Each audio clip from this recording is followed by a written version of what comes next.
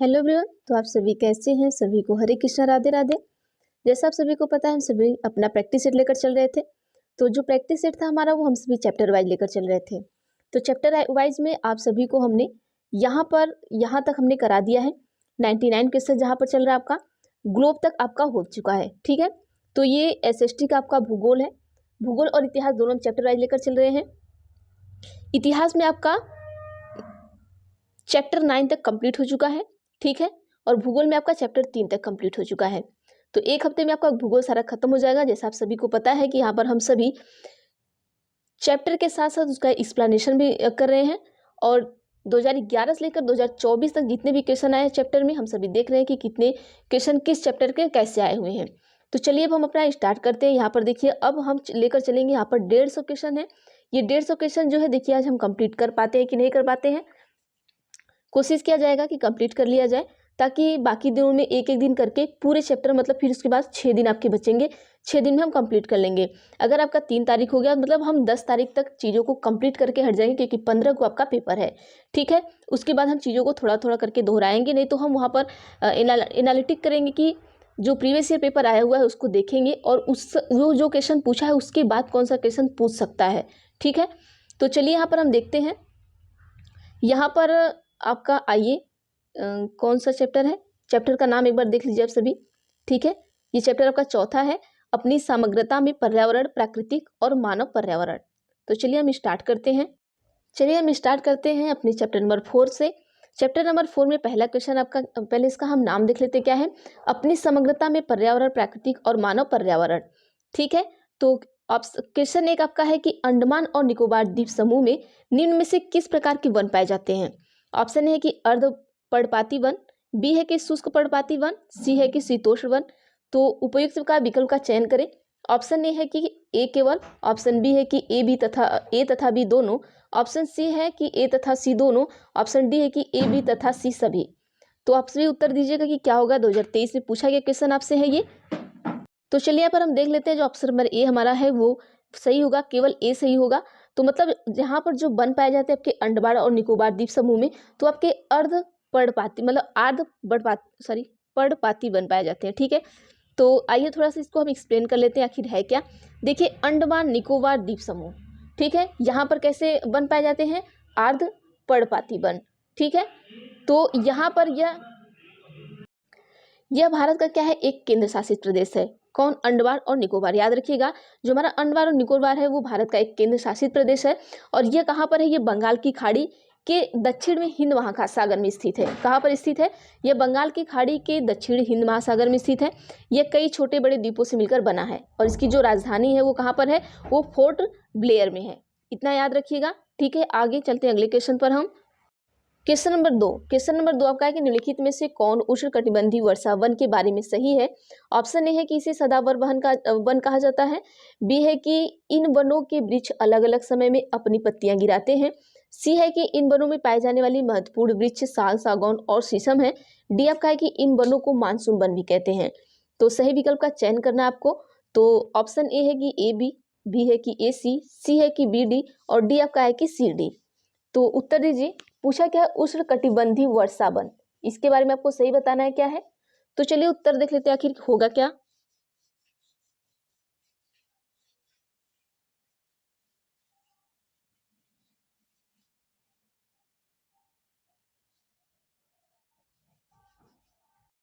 तो चलिए यहाँ पर देखते हैं, हमारा ऑप्शन नंबर जो ए है बिल्कुल सही हो जाएगा। ए और बी।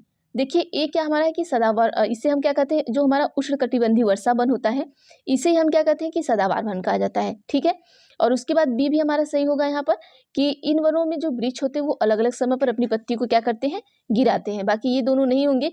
सदाबहार वन में आप उष्णकटिबंधीय वर्षा वन में आपके वृक्ष मतलब सागौन और शीशम नहीं आते हैं। और इन वनों को मानसून वन भी हम नहीं कहते हैं, इन वनों को क्या कहते हैं, हम सदाबहार वन कहते हैं। ठीक है, अब आगे देख लेते हैं, इसका थोड़ा एक्सप्लेन कर लेंगे कि सदाबहार वन होते क्या है। देखिए, उष्णकटिबंधीय वर्षा वन एक ऐसा क्षेत्र होता है जो भूमध्य रेखा के कहाँ पर, दक्षिण या उत्तर में लगभग 28 डिग्री के भीतर होता है। कितने डिग्री के? 28 डिग्री के भीतर होता है। और वे एशिया हो गया आपका, ऑस्ट्रेलिया हो गया, दक्षिण अमेरिका, मध्य अमेरिका, मैक्सिको और प्रशांत महासागरीय में पाए जाते हैं। इसको याद रखिएगा कि ये जो आपका उष्णकटिबंधीय वर्षावन होता है, एक ऐसा क्षेत्र होता है जहाँ पर होता क्या है कि ये दक्षिण या उत्तर में कितने डिग्री, लगभग 28 डिग्री के भीतर होता है। अब ये पाए कहाँ जाते हैं, तो याद रख लीजिएगा कि ये आपके ऑस्ट्रेलिया हो गए, एशिया हो गए, दक्षिण अमेरिका हो गया, मध्य अमेरिका हो गया, मैक्सिको हो गया और प्रशांत महासागर हो गए। अब उष्णकटिबंधीय जो वन आपके होते हैं उसके बारे में जैसे सही कथन जो है हमने ऊपर आपको बता ही दिया, तो ये सही कर लीजिएगा, ये सदाबहार वन होते हैं। ठीक है, और एक इसमें और ये है कि जो ये वर्षावन उष्णकटिबंधीय होते हैं वो आर्द्र जलवायु से संबंधित होते हैं, इसको भी याद रखिएगा। आइए क्वेश्चन 3 पर चलते हैं। क्वेश्चन नंबर 3 में आपको भूमध्य प्रकार की वनस्पति के बारे में पूछा है कि भूमध्य सागरीय प्रकार की वनस्पति कहाँ पाई जाती है। ऑप्शन ए है कि यूरोप, अफ्रीका एवं एशिया के भूमध्य सागर के समीप वाले प्रदेशों में, बी है कि संयुक्त राज्य अमेरिका के कैलिफोर्निया में, सी है कि दक्षिण पश्चिमी अफ्रीका में, और डी आपका कि दक्षिणी पूर्वी अफ्रीका में। तो देखिए 2023 में पूछा गया क्वेश्चन है, शिफ्ट 2 में पूछा गया है। तो आइए उत्तर देख लेते हैं। ऑप्शन नंबर जो हमारा डी होगा वो बिल्कुल सही होगा कि जो हमारा भूमध्य सागरीय प्रकार की वनस्पति होती है वो आपके दक्षिण पूर्वी अफ्रीका में पाई जाती है। याद रखिएगा कहाँ पाई जाती है, दक्षिण पूर्वी अफ्रीका। अब इसके बारे में हम थोड़ा जान लेंगे आखिर है क्या ये। देखिए जो भूमध्य सागरीय प्रकार की वनस्पति होती है अभी हमने आपको बता दिया कि दक्षिण पूर्वी अफ्रीका में पाई जाती है, और यहाँ की अधिकतर वनस्पति में क्या होता है कि शुष्कता प्रतिरोधी क्षमता होती है। क्या होता है, शुष्कता प्रतिरोधी क्षमता। और इन पेड़ों की जो छालें होती है वो छाल मोटी, पत्तियां क्या होती हैं, कड़ी, चिकनी और चमकदार होती हैं, इसको याद रखिएगा। और इन पेड़ों की जो शाखाएं होती है वो कैसी होती है, वो कांटेदार होती है और मोटी होती हैं। और यहाँ की वनस्पति ये सभी विशेषता उस ग्रीष्म ऋतु में होने वाले अत्यधिक वाष्पोत्सर्जन से बचाती है। जैसे इनकी पत्तियों का मोटा होना, चिकना होना, चमकदार होना और कांटेदार मोटे होना, इन सब का रीजन एक ही है कि जो ग्रीष्म ऋतु में जो सबसे ज़्यादा जो वाष्पोत्सर्जन होता है उससे ये बचती हैं। और इस प्रकार की वनस्पति का सबसे अच्छा उदाहरण यहाँ पाई जाने वाली क्या है, सदा रहित छोटी छोटी झाड़ियाँ हैं। आप छोटी छोटी झाड़ियाँ देखे होंगे, इसके उदाहरण सबसे बढ़िया है, जिन्हें कैलिफोर्निया के चेपेरल और दक्षिण फ्रांस के मेकीज तथा इटली के मछिया कहते हैं।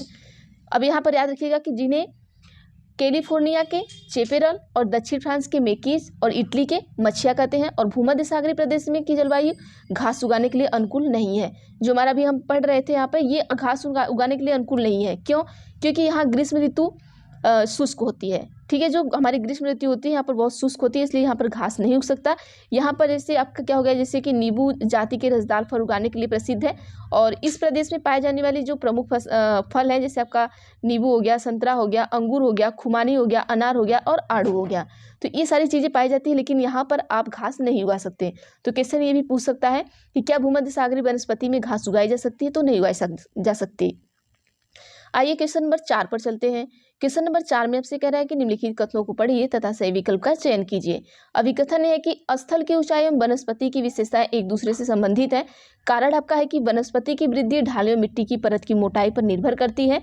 ऑप्शन है कि ए आर दोनों सही है, आर सही व्याख्या करता है ए की। बी है कि ए आर दोनों सही है लेकिन आर सही व्याख्या नहीं करता ए की।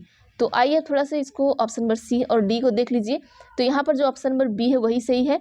बी में क्या है कि ए आर दोनों सही, लेकिन आर सही व्याख्या नहीं कर रहा है। ठीक है, कथन तो दोनों सही है, लेकिन ये कारण जो है वो पहले का व्याख्या सही नहीं कर रहा है। ये दोनों, ये अपना अलग है, इनका अपना अलग है। ठीक है, ये इनके प्रश्नों का उत्तर नहीं दे रहा है, ये समझ जाइएगा। जब हम कारण में आते हैं तो कारण में कब क्यों कैसे प्रश्न हम क्वेश्चन कर लेते हैं।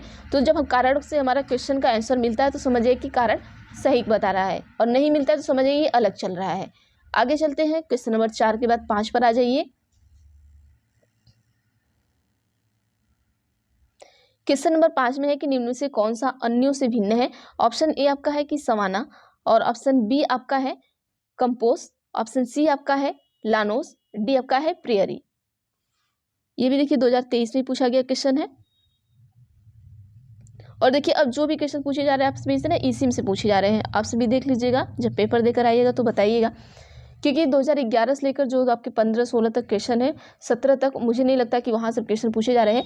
2022 और 23 में इतना ज़्यादा क्वेश्चन का भरमार हो गया इनके पास कि ये वहीं से ही क्वेश्चन उठाते हैं। ठीक है, आइए चलते हैं, ऑप्शन देख लेते हैं। डी सही होगा हमारा, कि हमारा प्रेयरी होता क्या है, वो अलग है। कैसे अलग है, अब आइए देख लेते हैं। देखिए उत्तरी अमेरिका के घास स्थल को हम क्या कहते हैं, प्रेरी कहते हैं। याद रखिएगा, प्रेरी किसे कहते हैं? जो उत्तर अमेरिका का घास का स्थल होता है उसे हम प्रेरी कहते हैं।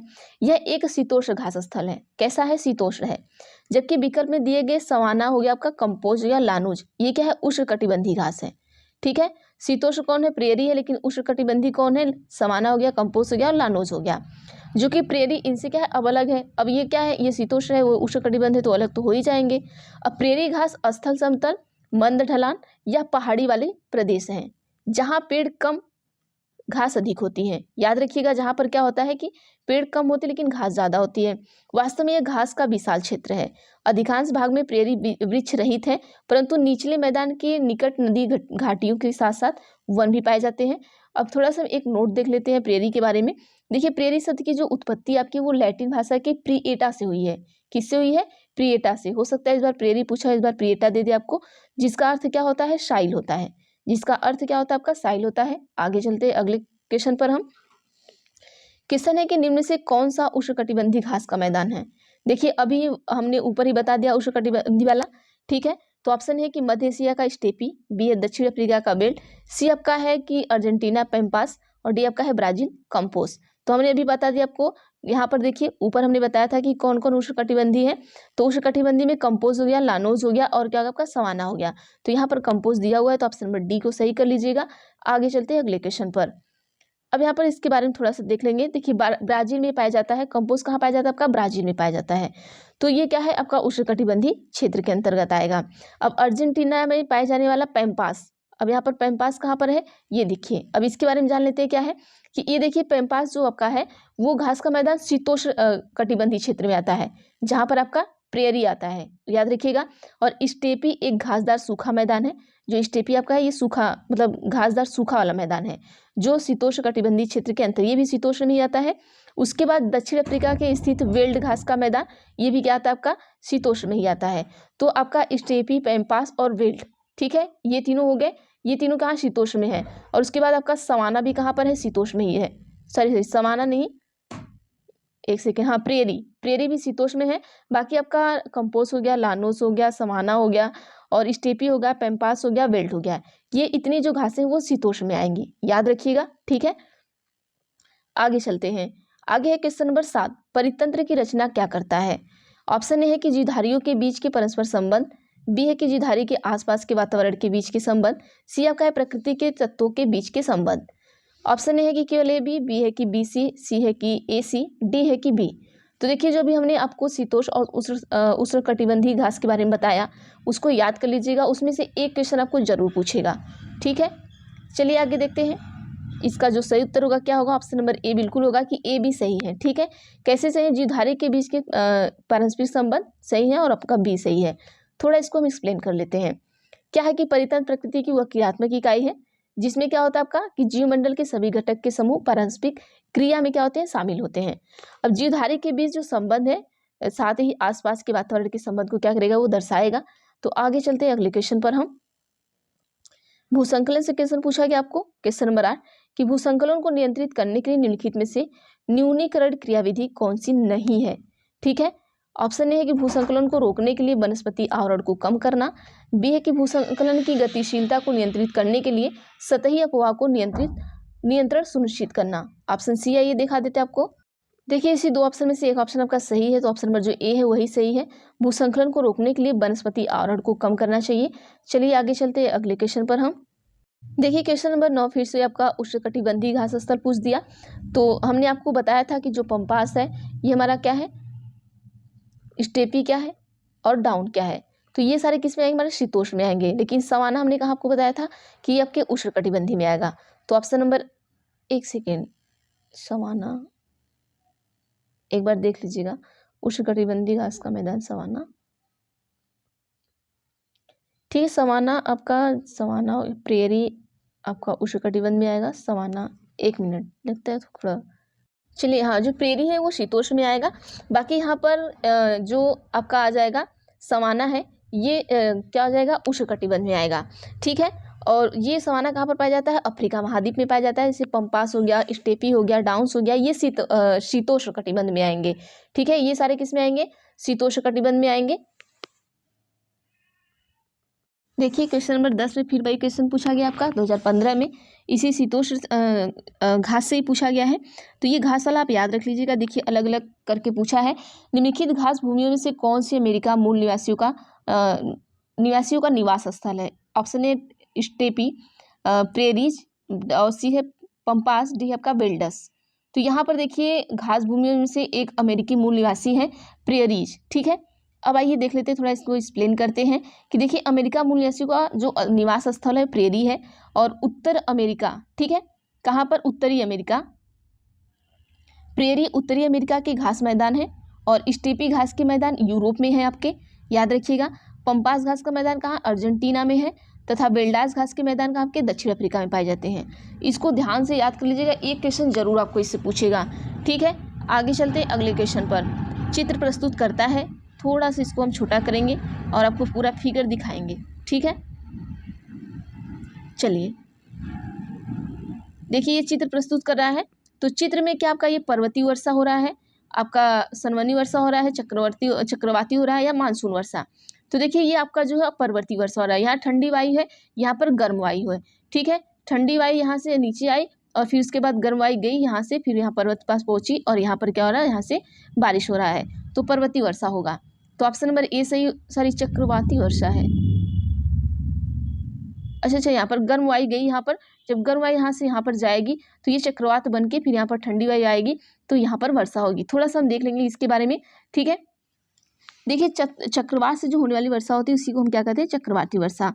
और चक्रवात में क्या होता है कि जो वायुदाब होता है वो निम्न होता है। ठीक है, निम्न वायुदाब का केंद्र होता है, और चक्रवात के आंतरिक भाग में जब भिन्न तापमान वाली पवनें आपस में मिलती हैं, देखिए जैसे ये भिन्न तापमान वाली, जैसे ये गर्म ये ठंडा, ये गर्म और ये ठंडा, ये अलग अलग तापमान वाली जब क्या होती है कि तापमान वाली पवन आपस में मिलेंगी तो ठंडी पवनें गर्म पवनों के ऊपर की ओर धकेलती है।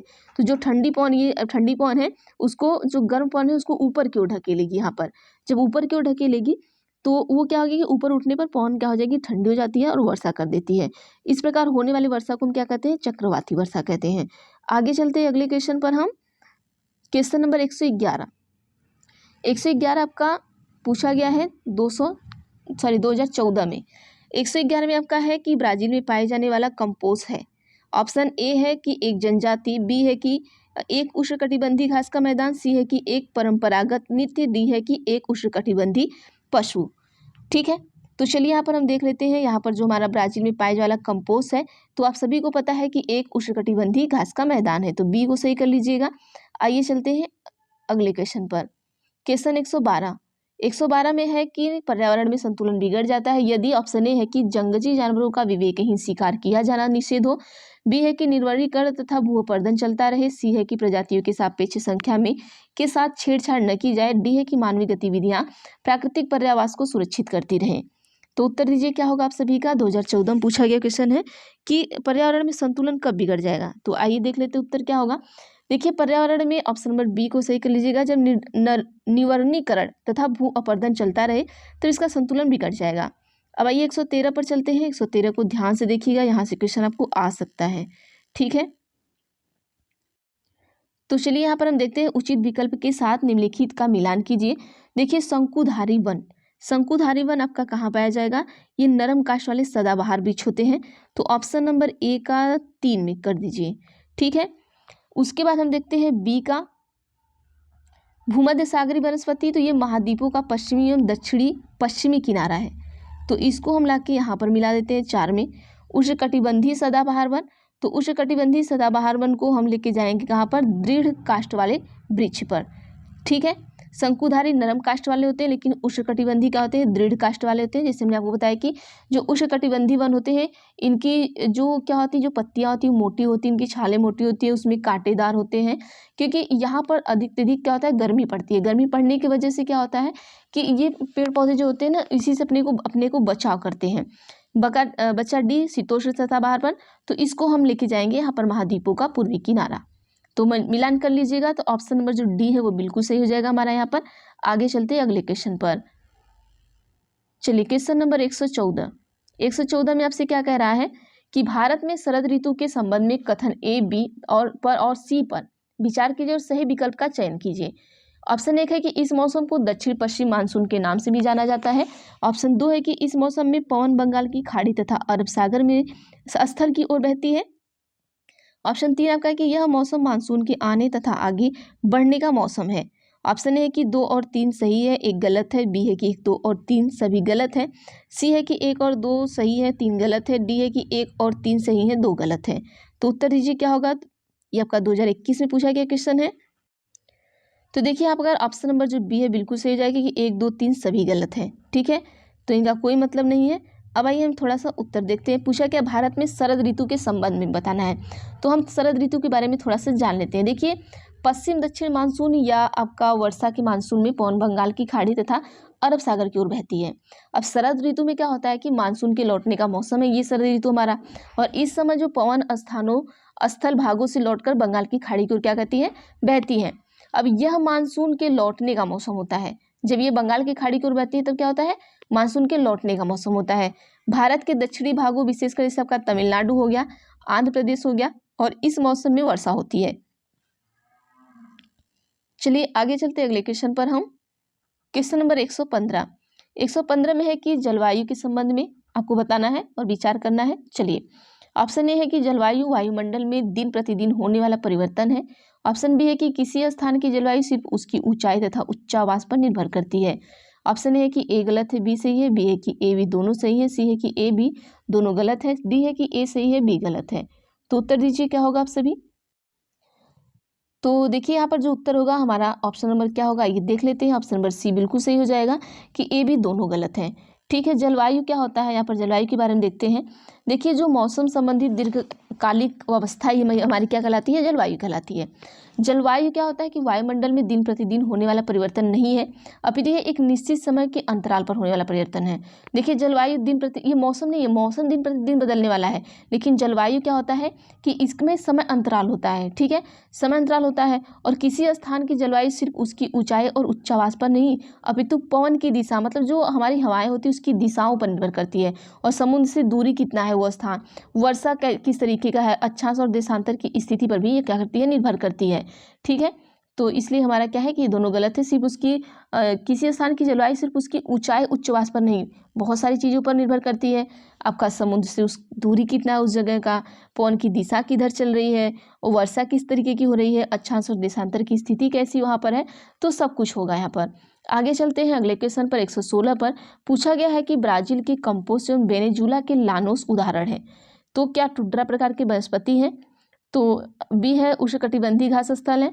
सी है कि भूमध्य सागरीय वनस्पति है। डी है कि शीतोष्ण कटिबंधीय घास स्थल है। तो अभी हमने आपको बताया था कि जो लानोस हमारा है तो वो कैसा है, आपका उष्णकटिबंधीय है। तो इससे पकड़ लीजिए, कंपोज भी हमारा उष्णकटिबंधीय है, तो वेनेजुला भी हमारा वही होगा। तो ऑप्शन नंबर जो बी है उसको सही कर लीजिएगा। नेक्स्ट क्वेश्चन पर चलते हैं हम। क्वेश्चन नंबर 117 में आपसे पूछा गया कि भारत के दक्षिणी भागों विशेषकर तमिलनाडु और आंध्र प्रदेश में शरद ऋतु में वर्षा होती है क्योंकि। ऑप्शन ए है पवन अरब से बंगाल की खाड़ी की ओर बहती है। बी है कि पवन बंगाल की खाड़ी से अरब सागर की तरफ बहती है। सी है कि पवन स्थल भागों से लौटकर अरब सागर की ओर बहती है। डी है कि पवन स्थल भागों से लौटकर बंगाल की खाड़ी की ओर बहती है। तो सभी उत्तर दीजिएगा, तब तक हम थोड़ा पानी पी लेते हैं।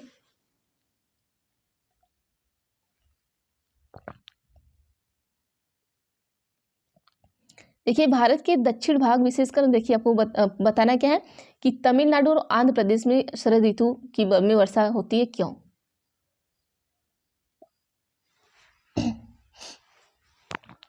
चलिए आइए देखते हैं उत्तर क्या होगा। 2019 में पूछा गया है, तो ऑप्शन नंबर डी सही कर लीजिएगा कि जो पवन स्थल भागों से लौटकर बंगाल की खाड़ी की ओर क्या कहती है, बहती है, इसीलिए यहाँ पर कहती है शरद वर्षा होती है। आगे चलिएगा, 117 के बाद 118 पर हम आते हैं। 118 में देखिए आपसे क्या पूछा गया है, ये भी 2019 का पूछा गया क्वेश्चन है कि कथन ए और बी निम्नलिखित वनस्पतियों में से किसकी विशेषताओं का वर्णन करते हैं। ऑप्शन है कि यह वनस्पति उत्तरी गोलार्ध के उच्च अक्षांशों मतलब 50 डिग्री से लेकर 70 डिग्री में पाई जाती है। और बी है कि इसे टैगा के नाम से भी जाना जाता है। तो ऑप्शन ए है कि शीतोष्ण पर्णपाती वन, बी है शंकुधारी वन, सी है कि भूमध्य सागरीय वनस्पति, डी है कि शीतोष्ण घास स्थल। अब यहाँ पर देखिए, अब टैगा के नाम से जाना जाता है। टैगा किसे कहते हैं, अगर जिसे याद होगा वो उत्तर दे लेगा। तो चलिए यहाँ पर देख लेते हैं, इसको हम क्या कहेंगे, शंकुधारी वन कहेंगे। थोड़ा इसके बारे में हम जानेंगे ताकि ये जो वन है, वन के बारे में जान लेंगे, वन से आने वाला कोई भी क्वेश्चन हो हम पता कर लें। देखिए होता क्या है यहाँ पर, जो शंकुधारी या कोणधारी वन होते हैं वो पाए कहाँ जाते हैं, वो उत्तरी गोलार्ध के कहाँ पर उच्च अक्षांश 50 से 70 के बीच में, मतलब जो होता है डिग्री के बीच में पाए जाते हैं, ठीक है। और इसे टैगा के नाम से जानते हैं, इसे क्या कहते हैं, टैगा के नाम से जानते हैं।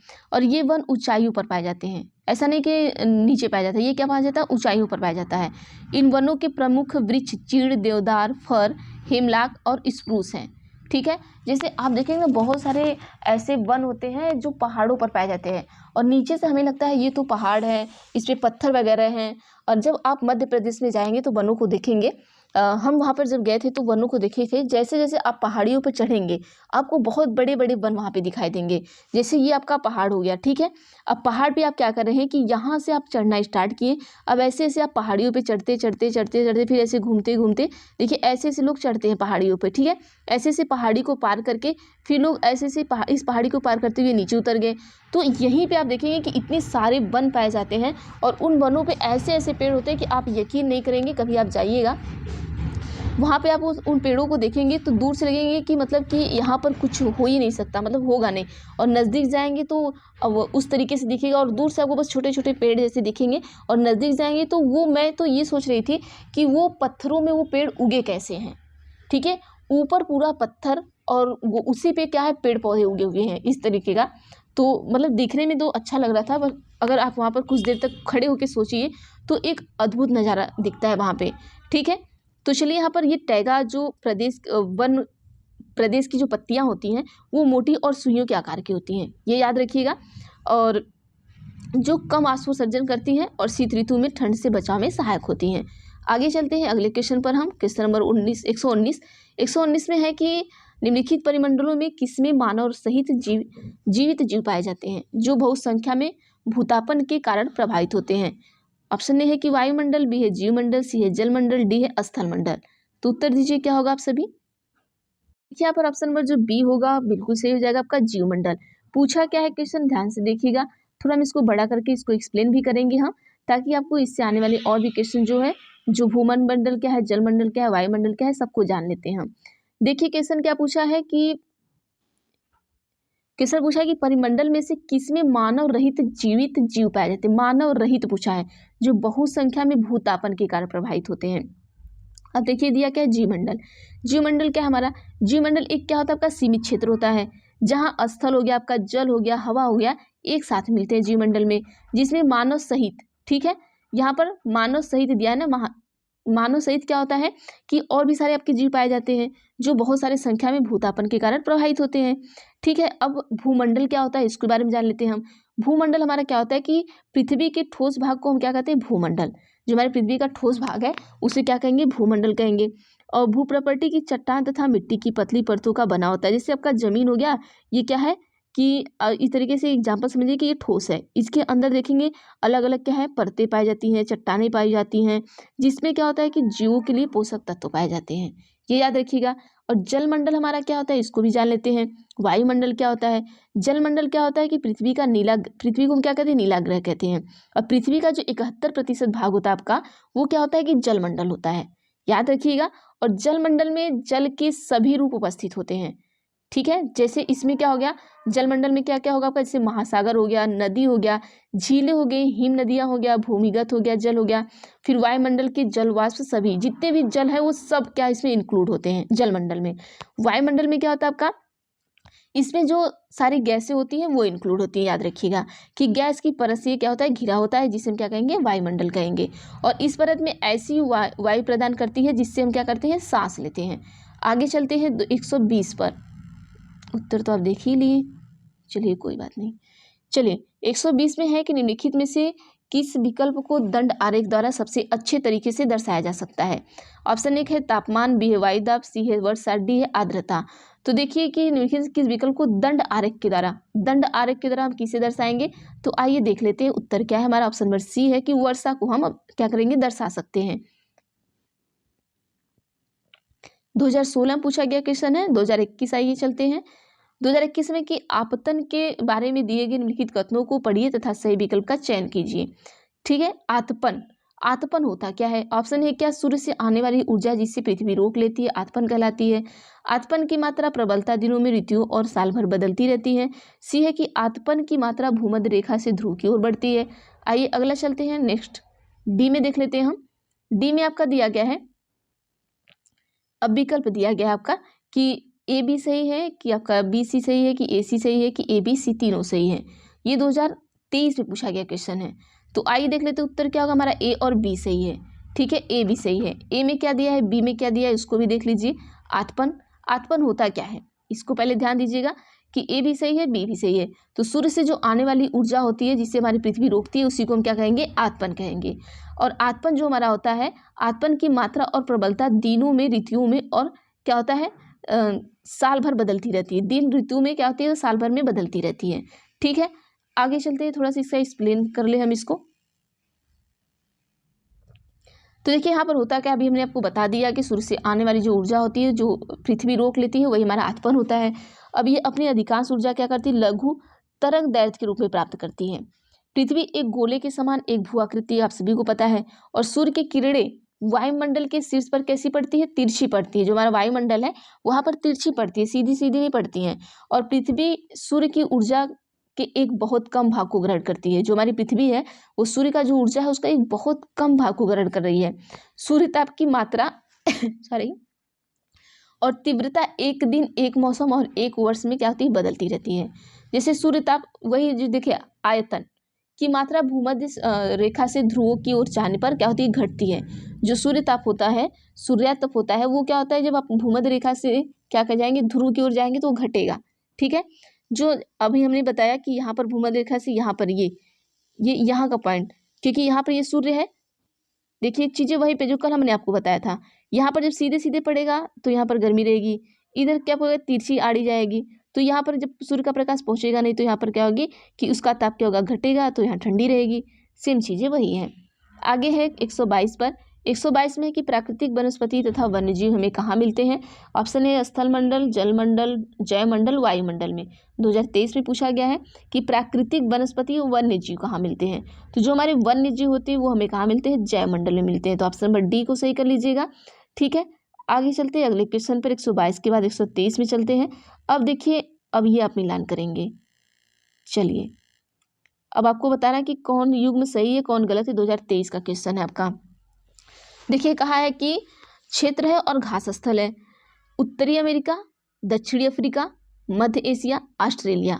तो क्या प्रेयरी जो है वो उत्तरी अमेरिका में है, दक्षिणी अफ्रीका में डाउन है, मध्य एशिया में स्टेपी है, ऑस्ट्रेलिया में वेल्ड है। तो कौन सा युग्म सही है या चारों सही है, क्या सही आपको बताना है। तो आइए हम यहाँ पर देख लेते हैं। अब याद कर लीजिएगा, बता दूंगी तो याद रखिएगा कि कौन कहाँ पाया जाता है। तो ऑप्शन नंबर जो बी है वो बिल्कुल सही हो जाएगा कि बस हमारा क्या है कि दक्षिण अफ्रीका में हमारा डाउन पाया जाता है, ये हमारा सही है। अब इसको हम देख लेते हैं कौन कहाँ पाया जाता है, उसको सही सही सुमेल करते हैं। चलिए देखिए, उत्तरी अमेरिका प्रेयरी, ठीक है, उत्तरी अमेरिका प्रेयरी, दक्षिण अफ्रीका वेल्ड, मध्य एशिया स्टेपी,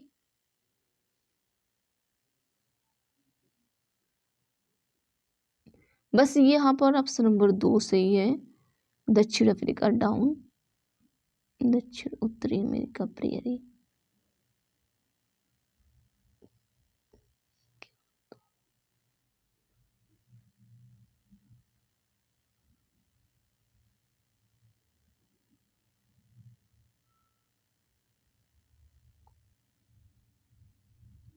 देखिए ये सही सुमेल है, लेकिन यहाँ पर अगर हम सही सुमेल देखते हैं तो भी हमारा क्या है, जो ऑप्शन नंबर सिर्फ 2 अगर सही है, ठीक है, दक्षिणी अफ्रीका में अगर डाउन सही है तो यहाँ पर उत्तरी के अमेरिका प्रेयरी। तो ये थोड़ा कन्फ्यूजन हो रहा है, एक सेकेंड हम आपको दिखा रहे हैं। तो यहाँ देखिए जो उत्तर दिया ना वो गलत दे दिया है आपका। ठीक है, यहाँ पर ऑप्शन नंबर ए सही होगा, उत्तरी अमेरिका आपका प्रेयरी में पाया जाता है। ठीक है, जो दक्षिण अफ्रीका होता है वो डाउन में नहीं बल्कि वो वेल्ड में पाया जाता है, इसको ध्यान रखिएगा। और मध्य एशिया में आपका स्टेपी पाया जाता है। ठीक है, तो स्टेपी भी यहाँ भी सही दिया है, तो हमारा 1 भी सही है, 3 भी सही है यहाँ पर।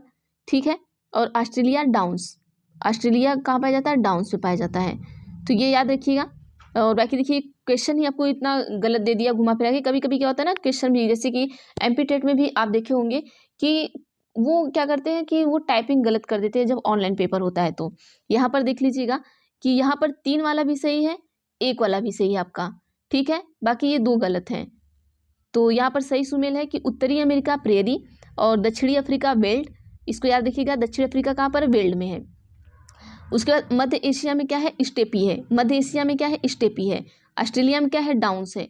ऑस्ट्रेलिया, अभी देखिए एक ट्रिक से याद कर लीजिए, उत्तरी अमेरिका, ठीक है, अ से अमेरिका, प से प्रेयरी है तो अ में अमेरिका आया है, इसमें उत्तरी अमेरिका में इसमें अ आया है, याद रख लीजिए। दक्षिणी अफ्रीका, ठीक है, तो यहाँ पर दक्षिणी आया, यहाँ पर वेल्ड आया है, इसको याद रखिएगा। मध्य एशिया स्टेपी, ठीक है, ऑस्ट्रेलिया डाउन्स, याद रख लीजिएगा। आगे चलते हैं 124 पर। 124 में कि अमेजन बेसिन के बारे में निम्नलिखित में से कौन सा सही है? ऑप्शन ए है कि नील नदी इस प्रदेश से होकर बहती है।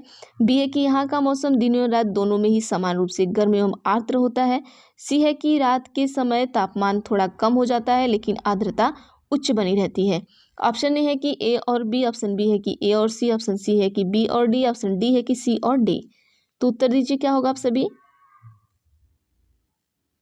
देखिए अभी 2023 का पूछा हुआ क्वेश्चन है, तो सी और डी दोनों आपके सही होंगे, सी भी सही होगा आपका और आपका डी भी सही होगा। देखिए ये फिर से इन लोगों ने कुछ यहाँ पर किया, ए बी सी ही दिया है लेकिन उत्तर में यहाँ इन्होंने क्या कर दिया है? डी दे दिया है। तो अब देखिए यहाँ पर भी उत्तर में डी दे दिया है, बी सी सही है, ठीक है, यहाँ पर बी और सी सही रहेगा, तो बी सी आपका सही रहेगा। तो बी सी किस में है आपके? यहाँ पे कहीं ऑप्शन में है ही नहीं, हमारा बी और सी सही होगा। तो ए सी दिया है, ए बी दिया है, बी डी दिया है और यहाँ पर डी में बी सी देना चाहिए इसको, सी और यहाँ पर बी देना चाहिए, इन्होंने डी दे दिया है, ठीक है। तो ये डी सही कर लीजिएगा लेकिन मिलान कर लीजिएगा। ये जो आपका अमेजन बेसिन होता है, यहाँ का मौसम दिन एवं रात दोनों में ही समान रूप से गर्म और आर्द्र होता है और रात के समय का जो तापमान होता है थोड़ा कम हो जाता है, सही बात है, लेकिन आर्द्रता क्या उच्च बनी रहती है। तो इसको देख लीजिएगा। अब इसको हम थोड़ा एक्सप्लेन कर लेंगे बेसिन के बारे में। देखिए यहाँ का मौसम क्या होता है, जो अमेजन बेसिन है उसके बारे में देख लीजिए कि यहाँ का मौसम है जो दिन एवं रात दोनों समय समान रूप से गर्म एवं आर्द्र होता है। रात के समय तापमान थोड़ा कम हो जाता है लेकिन आर्द्रता क्या रहती है? उच्च बनी रहती है। कहाँ पर? अमेजन बेसिन में। और अमेजन बेसिन के जो लोग होते हैं वो टैपियोका, अनानास, शकरकंद उगाते हैं और काफ़ी, मक्का और कोको जैसे नकदी फसल भी क्या करती है? उगाई जाती है। और अमेजन बेसिन क्या है आपका कि दक्षिणी अमेरिका का हिस्सा है। कहाँ का हिस्सा है? दक्षिण अमेरिका का है, जो अमेजन नदी और उसकी सहायक नदी द्वारा संचित किया जाता है। ठीक है, इतना याद हो गया। तो इसके बारे में जो भी आएगा बता लेंगे। अब आगे हम क्वेश्चन 125 पर, ये भी 2023 में पूछा गया क्वेश्चन है। क्वेश्चन है कि प्राकृतिक पर्यावरण के 4 क्षेत्र हैं, इनमें से 2 वायुमंडल और जयमंडल है, बाकी दोनों। ऑप्शन है कि जलमंडल और मध्यमंडल है, बी है कि जलमंडल स्थलमंडल है, सी है कि स्थलमंडल मध्यमंडल है, डी है कि स्थलमंडल और तापमंडल समतापमंडल है। तो वायुमंडल, जल, जयमंडल, वायुमंडल, ठीक है। तो 2 और हैं आपके, तो वो दोनों कौन है देख लीजिए। तो आपके हो जाएंगे जलमंडल और स्थलमंडल, ठीक है। तो देखिए जो आपके भूमि, जल, वायु, पेड़ पौधे जो भी होते हैं, ये सारे जंतु मिलकर क्या करते हैं? प्राकृतिक पर्यावरण बनाते हैं। और प्राकृतिक पर्यावरण में 4 क्षेत्र आपके हैं, कौन कौन से आपके? वायुमंडल हो गया, जयमंडल हो गया, जलमंडल हो गया और स्थलमंडल हो गया। यही पूछा था आपसे। और स्थलमंडल क्या है? स्थलमंडल में हमें क्या होता है? जैसे वन हो गया, कृषि हो गया, मानव वनस्पति हो गए, भूमि हो गया, पशु चराने के लिए घास स्थल प्रदान करता है, और ये खनिज संपदा का भी हमारा क्या है? स्रोत है। और जो जल क्षेत्र होता है वो जलमंडल कहते हैं उसको। और जैसे इसमें क्या हो गया? नदी हो गया, नदी हो गया, झील हो गया, समुद्र हो गया, महासागर हो गया, ठीक है। और पृथ्वी के चारों ओर फैली पतली परत को क्या कहेंगे हम? वायुमंडल कहेंगे, जो गैसों की जो परतें होती हैं। 126 पर आइए देखते हैं क्या है हमारा। चलिए क्वेश्चन नंबर 126 पर हम चलते हैं। क्वेश्चन नंबर 126 में आपका है कि निम्नलिखित में से कौन सा से इस दावे की उदाहरण है कि विश्व में पाए जाने वाले सांस्कृतिक अंतर मानव के अपने पर्यावरण के साथ की गई अंतरक्रिया ही परिणाम है। ऑप्शन ए है कि अमेजन बेसिन में लोग तीव्र ढलान वाली छतों के मकान में रहते हैं, बी है कि अमेजन बेसिन में लोग कर्तन व दहन कृषि पद्धति का प्रयोग करते हैं, सी है कि बिहार तथा असम के लोग सिल्क से हस्तशिल्प बनाते हैं। ऑप्शन ए है कि ए बी, ऑप्शन बी है कि केवल बी सी, सी है कि केवल ए सी और डी आपका है कि केवल ए बी सी। तो यहाँ पर उत्तर देखिए ऑप्शन नंबर डी हो जाएगा। तो देखिए यहाँ पर जो आपका है कि दावे के साथ ये उदाहरण है, तो दावे के साथ तीनों उदाहरण है कि विश्व में पाए जाने जो हमारी संस्कृति है, अंतर्मानव के अपने पर्यावरण के साथ की गई अंतरक्रिया ही हमारा परिणाम है। तो यहाँ पर जो अमेजन बेसिन के लोग होते हैं वो तीव्र ढलान वाली छतों के मकान में रहते हैं, ये बात सही है। फिर अमेजन बेसिन में लोग क्या करते हैं, कर्तन व दहन कृषि की पद्धति का प्रयोग करते हैं, ये भी बात सही है।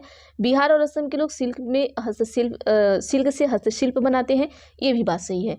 तो ऑप्शन नंबर डी सही करिएगा। आगे चलते हैं अगले क्वेश्चन पर। देखिए जो हमारा अमेजन बेसिन है ना, ये भूमध्य रेखा के आसपास फैला है। याद रखिएगा कहाँ पर फैला है, भूमध्य रेखा के आसपास। और यहाँ गर्म और नम जलवायु रहती है। और वर्षा वन अत्यधिक मात्रा में घरों के लिए लकड़ी प्रदान करते हैं, जो वर्षा वन होते हैं वहाँ पर। और कुछ परिवार जो होते हैं वो मधुमक्खी के छत्ते के आकार वाले छप्पर के घरों में रहते हैं। कहाँ पर, अमेजन बेसिन में, ठीक है।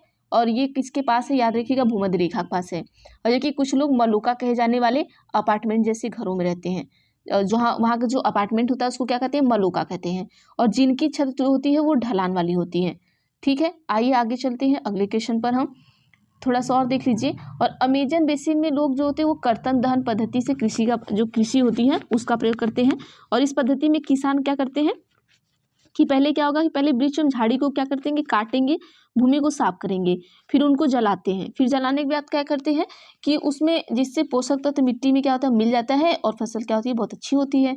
फिर उसके बाद आप सभी को पता है कि जो हमारा असम और बिहार है, यहाँ के लोग जैसे टोकरी बनाते हैं, चटाई बनाते हैं। तो ये बनाने में इसी से क्या कहते हैं कि सिल्क से हस्तलिप बनाने में क्या है, ये सब बनाने में प्रसिद्ध है। इसीलिए इनको कहा गया कि ये सिल्क से हस्तशिल्प बनाने के लिए प्रसिद्ध है। तो आइए अगला क्वेश्चन पर चलते हैं। अगले क्वेश्चन में हमारा 127 में पूछा गया है कि अपने पर्यावरण को बचाने के लिए जिस प्रकार संसाधन का हमें अधिक उपयोग करना चाहिए वह सुझाइए। तो आप सभी को पता है कि जिस तरीके से उपयोग करना चाहिए, हमें नवीनीकरण करना चाहिए ज़्यादा से ज़्यादा। मतलब तो ऑप्शन नंबर जो ए है बिल्कुल, सॉरी बी है, जो बिल्कुल सही हो जाएगा। देखिए हम आप सभी को कम समय में ज़्यादा से ज़्यादा क्वेश्चन देने की कोशिश करते हैं, और हम ज़्यादा से ज़्यादा कोशिश करते हैं कि आपको हम ज़्यादा से ज़्यादा क्वेश्चन दें और आप एग्ज़ाम क्लियर करें। देखिए हमें ये नहीं है कि हम आपको क्वेश्चन लेके बैठे 10 क्वेश्चन 15 क्वेश्चन और 2 घंटा उसी को रटाए जाएँ, हमारा ये बिल्कुल मकसद नहीं है। क्योंकि हम भी एक एस्पिरेंट ही हैं और हमें पता है कि हमें अपने टाइम का कितना महत्व होता है। और इंसान को देखिए हर चीज़ें पैसा ही नहीं होता है कि हम पैसा या व्यूज़ के लिए आपको परेशान करते रहें। अगर हमें कोई चीज़ें करनी है तो हम निस्वार्थ करना चाहिए, ताकि सामने वाला, देखिए अगर आपके पास पैसा और व्यूज़ जो भी है, अगर आप सही तरीके से काम करेंगे तो सामने वाले को चीज़ें अच्छी लगेंगी, तो वो खुद आपके वीडियो देखेंगे और चीज़ें करेंगे।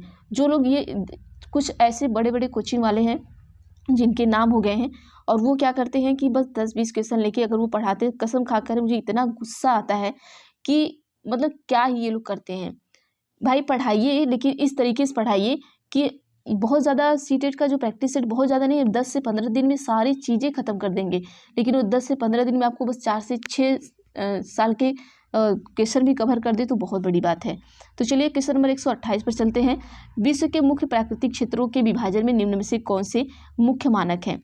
ऑप्शन ए है कि अक्षांश एवं देशांतर, बी है वायुमंडलीय दाब एवं पवने, सी है कि तापमान, वर्षण एवं वनस्पति, डी आपका कि ज्वार भाटा एवं धाराएं। तो उत्तर दीजिएगा, ये 2023 में पूछा गया है।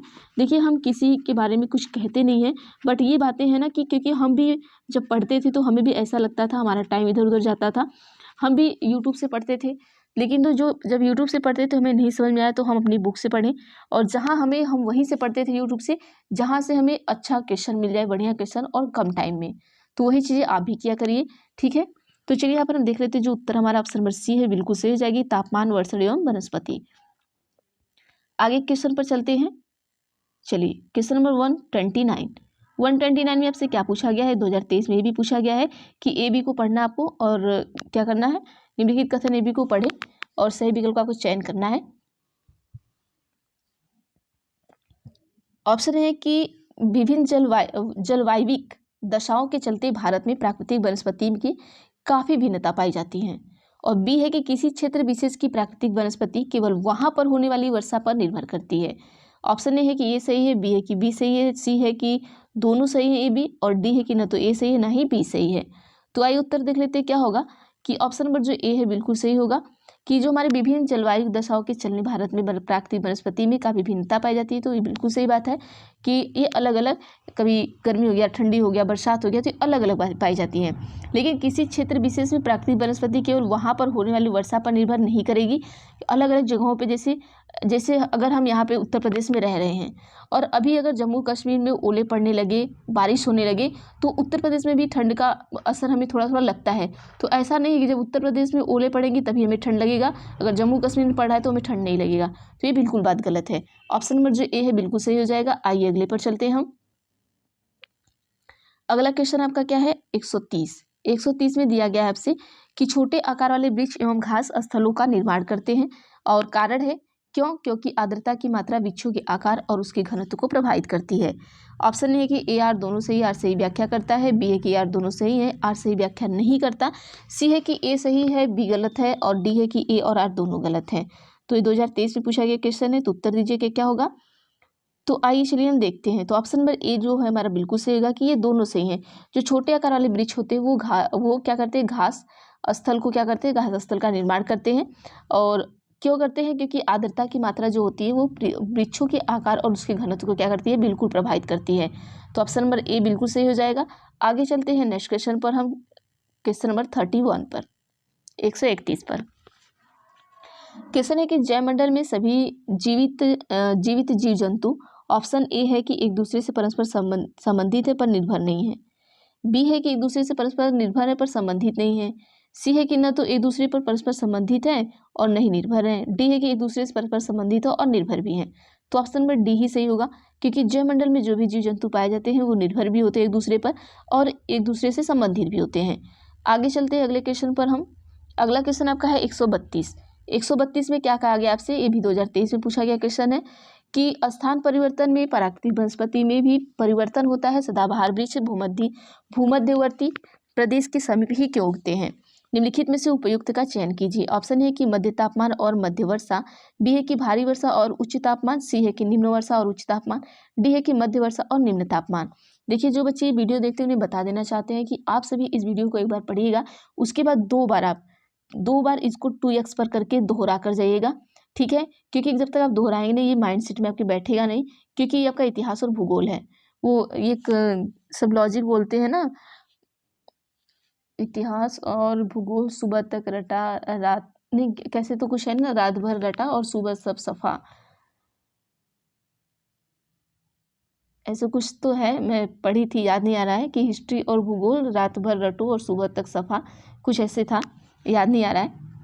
चलिए, तो वही हाल है इसका कि वो डरते ही भूल जाएगा, इसलिए हम मतलब कि आप नॉर्मल मत देखिएगा, 2x पर कर देखिएगा। जब 2x पर करके देखेंगे, दो बार और देखेंगे तो चीज़ आपके दिमाग में बैठ जाएंगी। चलिए, इसका उत्तर देख लेते हैं। ऑप्शन नंबर बी होगा कि भारी वर्षा और उच्च तापमान।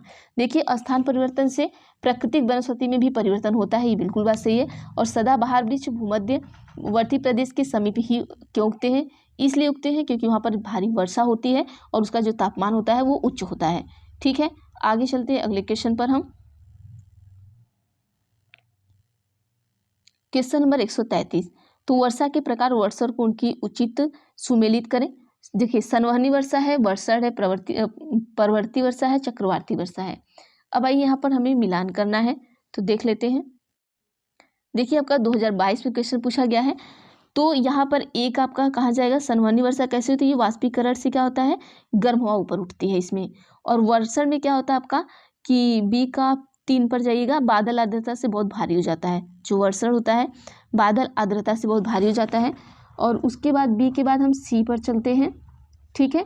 सी पर चलते हैं, तो सी में हमारा क्या होगा कि ये 2 पर जाएगा।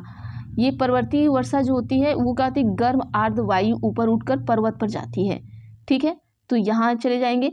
फिर चक्रवाती वर्षा जो है वो ऑप्शन नंबर 1 पर जाएंगे कि ठंडी हवा गर्म हवा से मिलती है। तो यहाँ पर ऑप्शन नंबर जो बी होगा वो बिल्कुल सही हो जाएगा।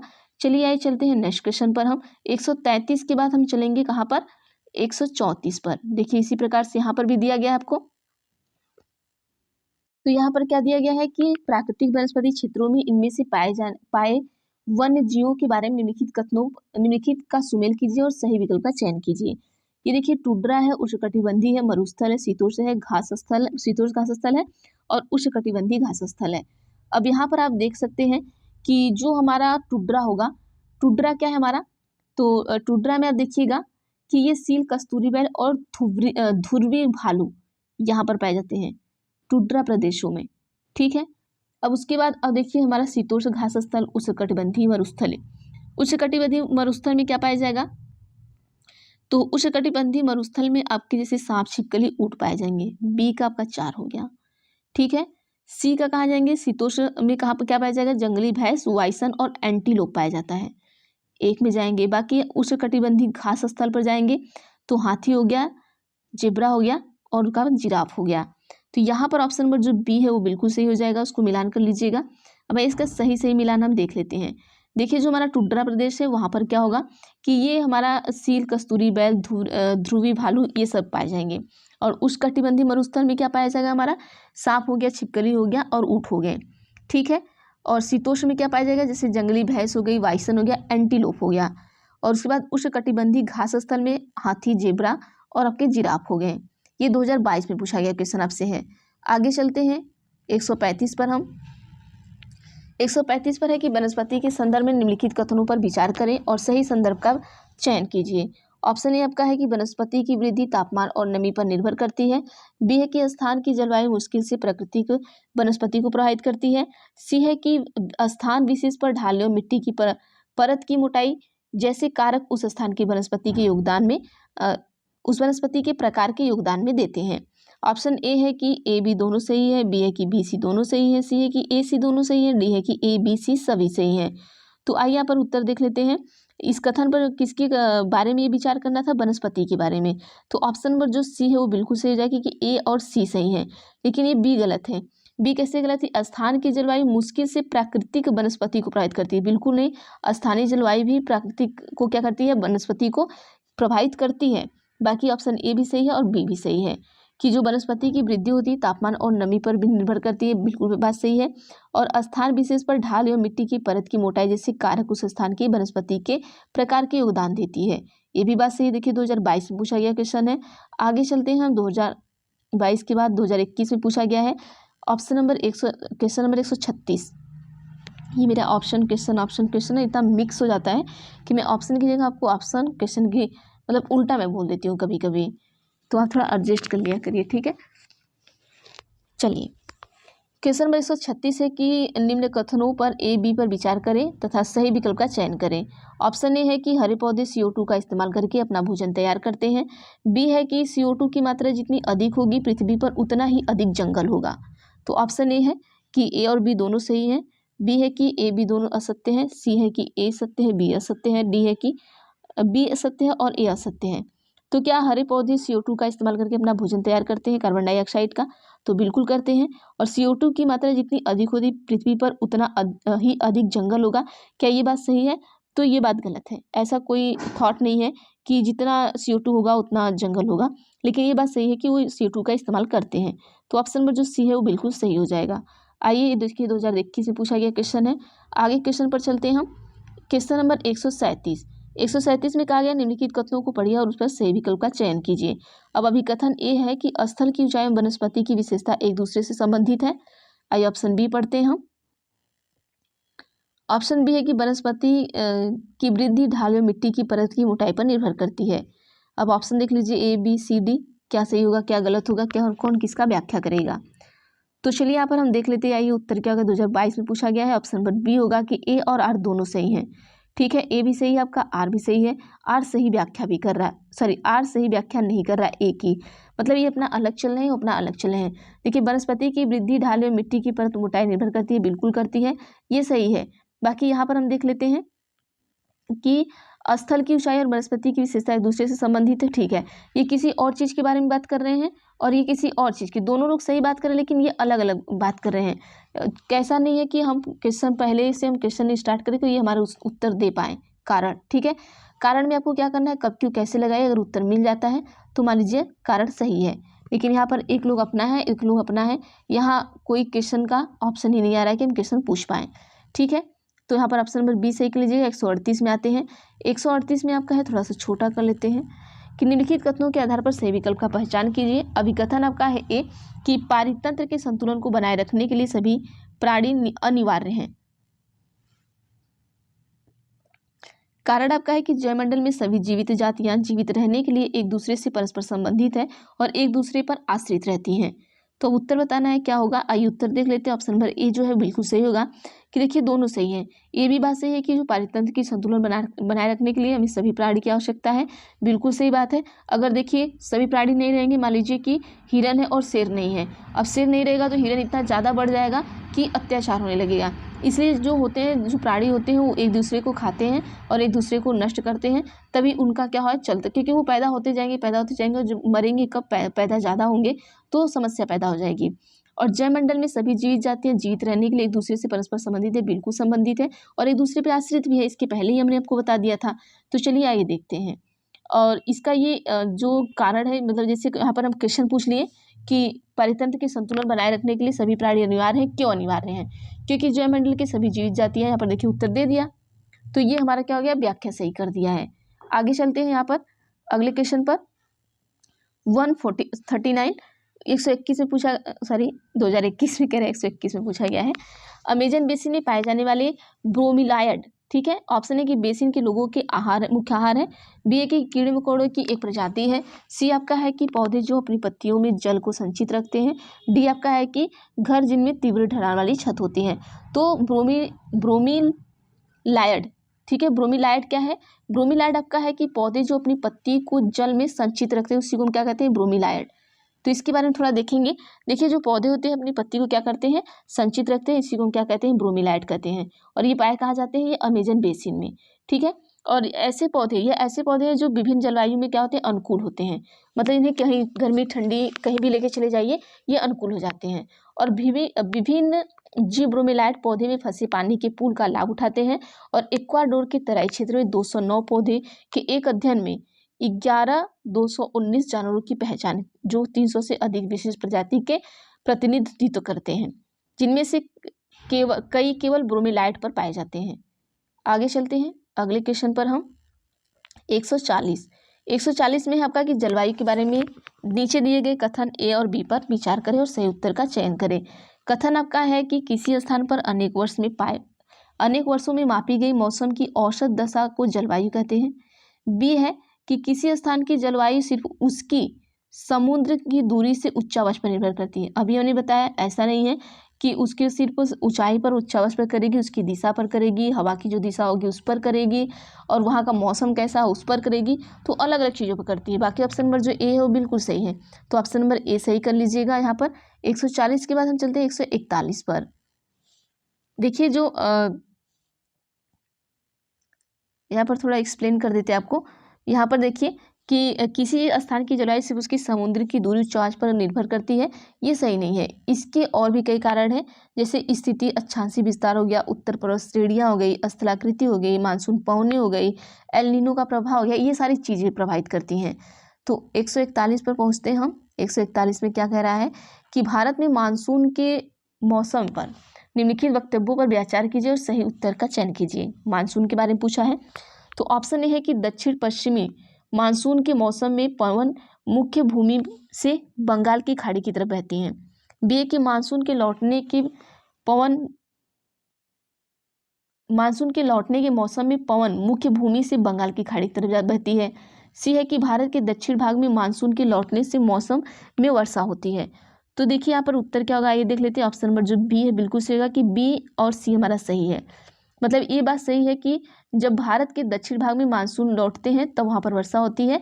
और हमारा ए भी हमारा सही, बी भी हमारा सही है कि मानव के लौटने के समय मौसम में पवन मुख्य भूमि से बंगाल की खाड़ी की तरफ बहती है, ये भी बात सही है। लेकिन ऑप्शन नंबर ए गलत है। तो ऑप्शन नंबर बी सही कर लीजिएगा।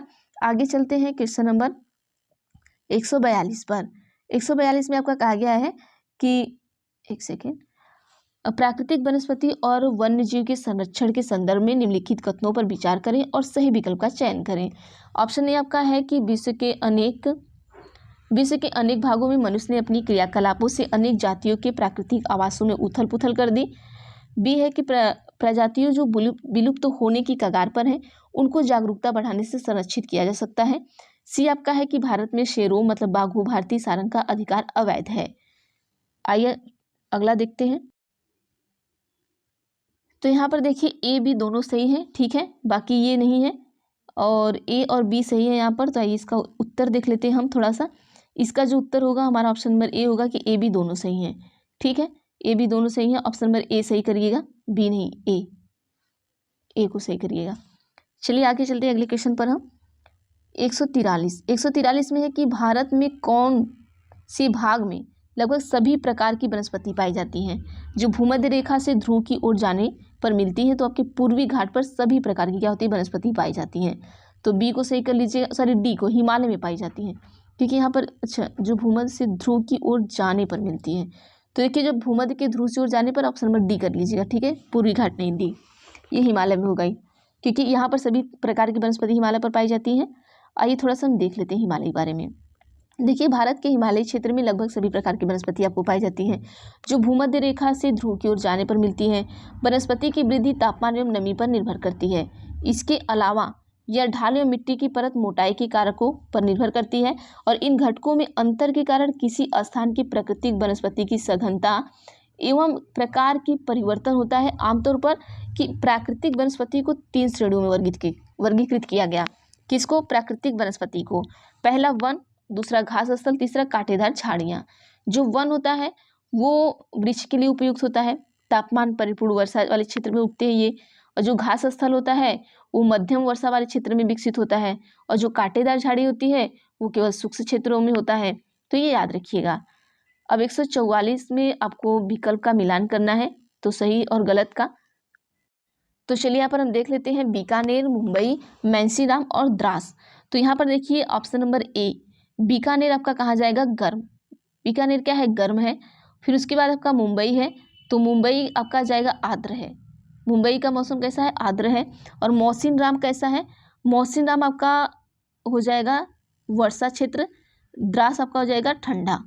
ठीक है, तो ये मिलान कर लीजिएगा। ऑप्शन नंबर 2 यहाँ पर मतलब बी जो है वो बिल्कुल सही हो जाएगा। तो आइए इसको हम सही सही देख लेते हैं। बीकानेर, तो जो बीकानेर होता है वो गर्म होता है, मुंबई में आर्द्र होता है, मानसीराम में वर्षा वाला क्षेत्र है और द्रास में क्या है? ठंडा है। तो देखिए किसी भी स्थान की जो जलवायु है उसकी स्थिति, ऊंचाई, दूरी, उच्चावन पर निर्भर करती है। इसलिए भारत की जलवायु में क्षेत्रीय विविधता का अनुभव होता है। भारत की जलवायु को मोटे तौर पर क्या होता है? मानसूनी जलवायु हम कहते हैं। ठीक है, भारत की जलवायु को मोटे तौर पर मानसूनी जलवायु कहेंगे। और भारत की जो स्थिति है वो उष्णकटिबंधीय एवं उपोष्णकटिबंधीय में होने के कारण अधिकतर वर्षा मानसूनी पवन से होती है। कहाँ पर? भारत में। और भारत में कृषि वर्षा पर निर्भर है। और अच्छे मानसून का तात्पर्य पर्याप्त वर्षा एवं प्रचुर मात्रा में फसलों का क्या है? उत्पादन है। आगे चलते हैं 145 में है कि निम्नलिखित से कौन सी मौसमी पवनों का उदाहरण है। तो मौसमी पवनों का उदाहरण पूछा है, तो ऑप्शन ए है कि व्यापारिक पवन, पश्चिमी पवने, पूर्वी पवने और मानसूनी पवने।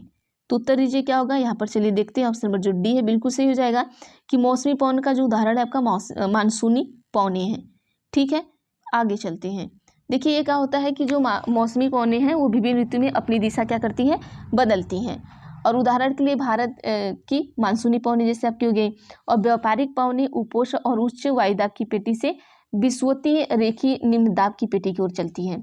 और ऊपर से उच्च दाब एवं उपध्रुव निम्न वायुदाब के बीच दोनों गोलार्ध में चलने वाली क्या है? स्थानीय पवनों को पछुआ पवन कहते हैं। ठीक है, और इसे क्या कहते हैं? गरजता चालीसा, चीखता साठा के नाम से भी हम किसे जानते हैं? पछुआ पवनों को। आगे चलते हैं अगले 146 पर हम। 146 में देखिए क्या कहा गया है, 2021 में पूछा गया क्वेश्चन आपसे है। आइए 146 पर हम चलते हैं। 146 में क्या कहा गया आपसे कि निम्नलिखित में से कौन से कथन मध्य सागरीय वनस्पति के संदर्भ में सही है। ऑप्शन ए आपका है कि यह केवल यूरोप, अफ्रीका एवं एशिया के भूमध्य सागर के समीप वाले प्रदेशों में पाई जाती है। ऑप्शन बी है कि इन क्षेत्रों में आमतौर पर संतरा, अंजीर, अंगूर जैसे नींबू वंश मतलब सिट्रस के फल पैदा किए जाते हैं। हमने अभी आपको बताया था कि भूमध्य सागरीय में जो वनस्पति आपका है वहाँ पर क्या होता है कि यहाँ पर ज़्यादातर जो खट्टे फल होते हैं जैसे संतरा हो गया, अंजीर हो गया, ये सारे फल पाए जाते हैं। तो ये सही बात है। यहाँ वन्य जीवन कम है, ये भी सही बात है भूमध्य सागरीय में। तो ऑप्शन नंबर यहाँ पर बी और सी सही होगा। तो ऑप्शन नंबर बी सही होगा, लेकिन ये गलत बात है। ठीक है, कि इसके क्या दिया कि केवल यूरोप, अफ्रीका में एशिया के भूमध्य के समीप वाले प्रदेश में ही पाई जाती है, ऐसा बिल्कुल नहीं है। तो आइए थोड़ा एक्सप्लेन कर देते इसको। चलिए इसमें एक्सप्लेन के लिए कुछ है नहीं, बस वही है कि इसका जो संतरा और ये जो फल वगैरह हैं यहाँ पे पाए जाते हैं, तो छोड़ दीजिए। 147 में एक निम्न से बेमेल को छांटिए। ठीक है, ऑप्शन ए संवहनी वर्षा, पर्वतीय वर्षा, चक्रवाती वर्षा और ज्वारी वर्षा। अब इसमें बेमेल को छांटना है, तो चलिए देख लेते हैं ऑप्शन नंबर जो डी है। बाकी देखिए यहाँ पर इसको एक्सप्लेन करेंगे हम। ठीक है, देखिए यहाँ पर जो हमारा होता है ये संवहनी वर्षा, पर्वतीय वर्षा और चक्रवाती वर्षा, ये तीनों साथ में। लेकिन ज्वारी वर्षा क्या होता है? ये ज्वारी वर्षा वर्षा का प्रकार नहीं है, आपको बता देना चाहते हैं। जबकि जो संवहनी वर्षा है, पर्वतीय वर्षा और चक्रवाती वर्षा है, ये वर्षा के प्रकार हैं। ज्वारी वर्षा क्या है? एक प्रकार का ऊर्जा है। ठीक है, ये ऊर्जा का एक प्रकार है ज्वारी वर्षा जो होता है। तो देखिए ज्वारी वर्षा में क्या होता है कि घूर्णन गति करती पृथ्वी पर मुख्य रूप से चंद्रमा के गुरुत्वीय खिंचाव के कारण सागरों में जल का क्या होता है? स्तर बढ़ता चढ़ता और क्या होता है? गिरता रहता है। और इस परिघटना को क्या कहते हैं? ज्वार भाटा कहते हैं। ज्वार भाटा में जल के स्तर चढ़ने तथा गिरने से हमें ज्वारी ऊर्जा क्या होती है? प्राप्त होती है। अब जब संघनन की प्रक्रिया तेजी से लगातार होती है तो पानी की क्या होती है कि छोटी छोटी बूंदें मिलकर बड़ी बूंदों के रूप में क्या होती है? पृथ्वी के धरातल पर गिरती है। अब आगे चलते जब ऐसे गिरती है तो ये स्वतंत्र रूप से गिरते रहते हैं और इन जल की बूंदों को हम क्या करते हैं? वर्षा की संज्ञा दे देते हैं। ये हमारी क्या है? ज्वारी वर्षा है। तो ये क्या है कि हमारा एक तरीके से वर्षा का रूप नहीं है, ये ज्वारी वर्षा जो होता है एक प्रकार का ऊर्जा का प्रकार है।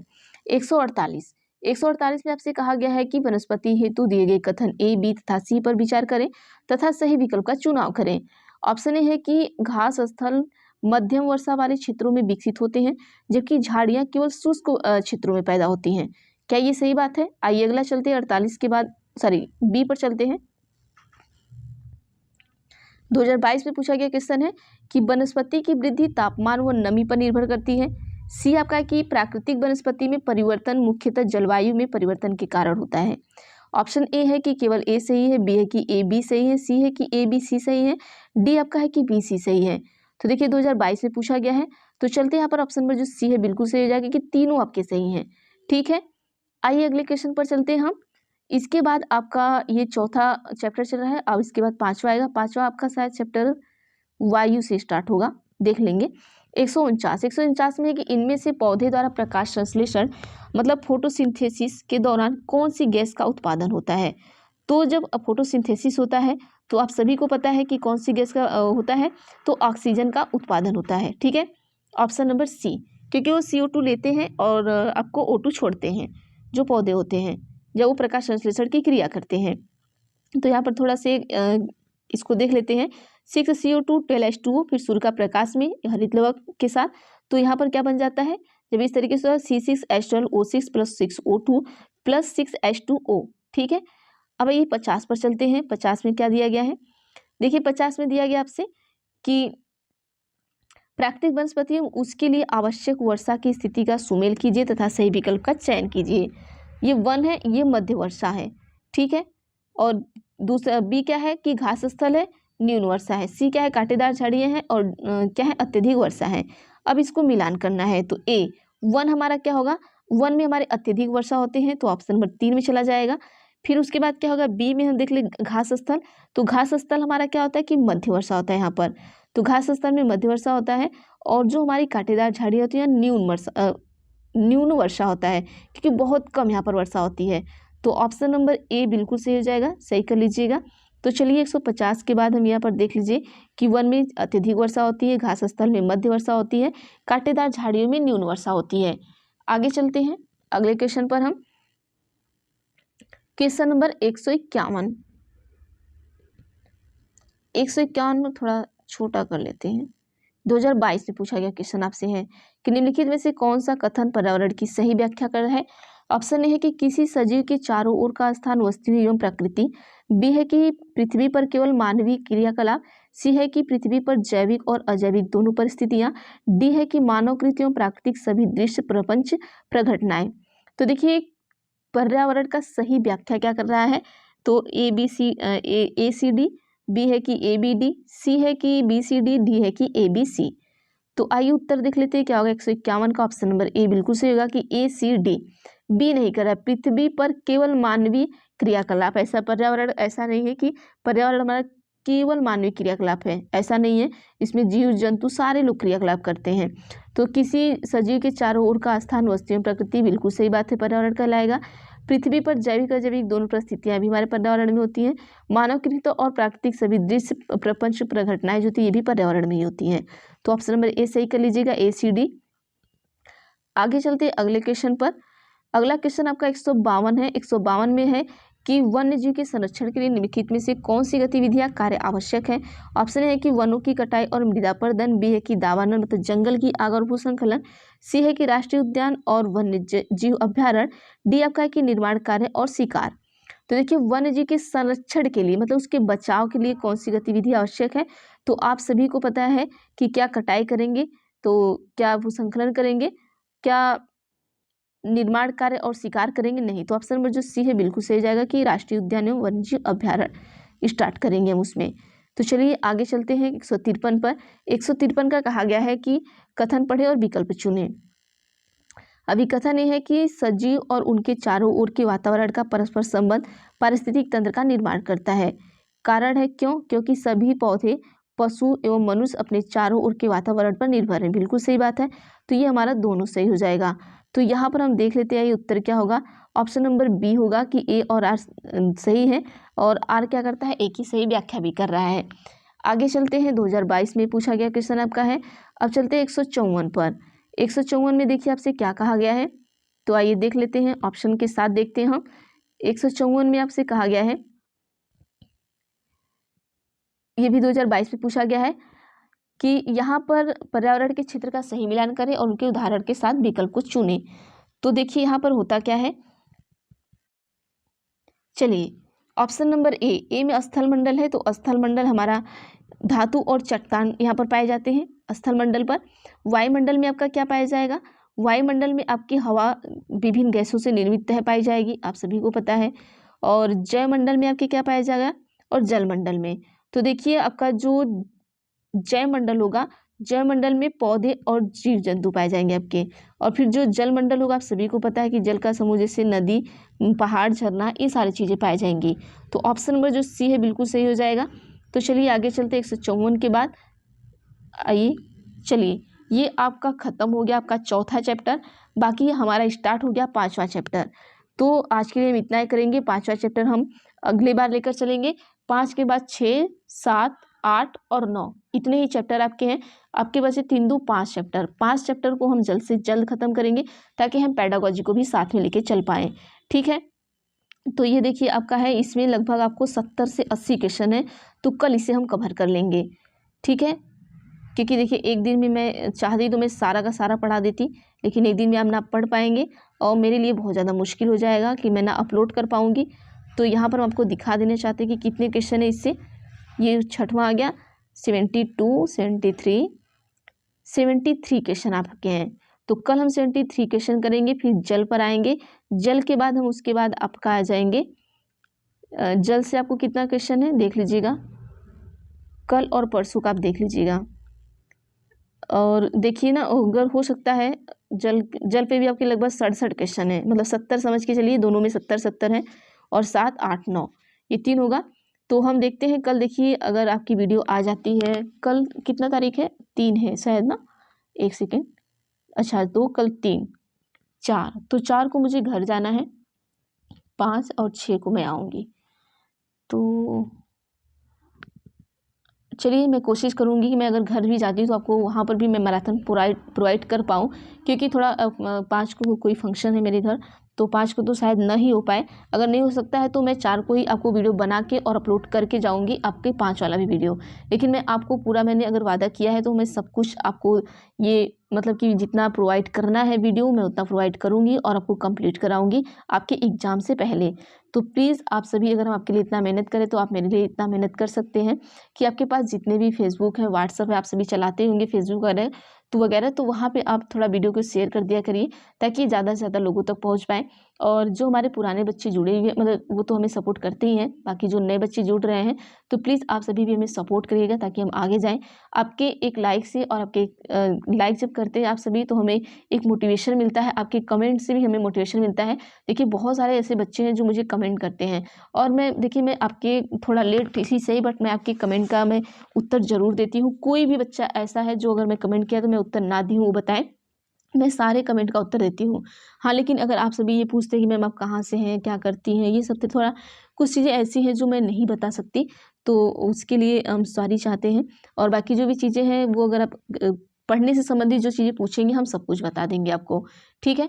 तो चलिए आज के लिए हम इतना करते हैं, बाकी हम नेक्स्ट वीडियो में देखेंगे। नेक्स्ट वीडियो में हमारा चैप्टर 5 आएगा। चैप्टर 5 में आपका वायु है, वायु के बाद हम जल को लेके चलेंगे।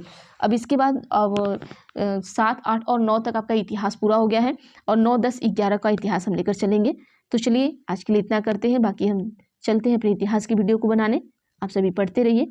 थैंक यू एवरीवन, मिलते हैं नेक्स्ट वीडियो में।